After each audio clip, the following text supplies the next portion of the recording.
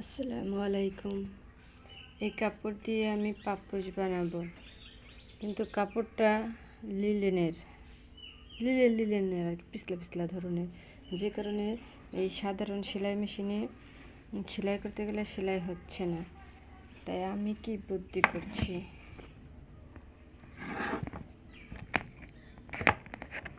সেলাই হচ্ছে না।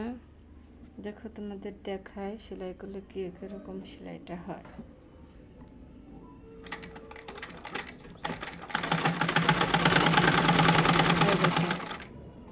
সেলাইগুলো হচ্ছে না, পুরো সুতাটা রয়ে যায়।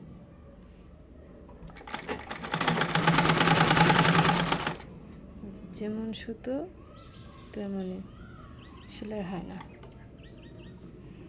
এখন আমি কি করব, এর উপরে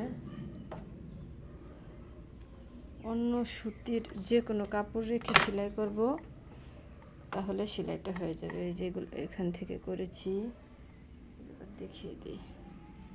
যে সুতির যে কোনো কাপড় এর উপরে রেখে সেলাই দিলে সেলাই হবে।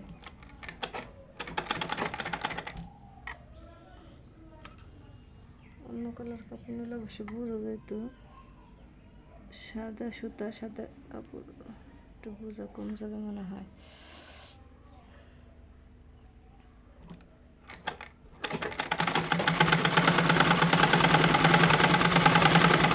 এখন কি সুন্দর সেলাই হচ্ছে।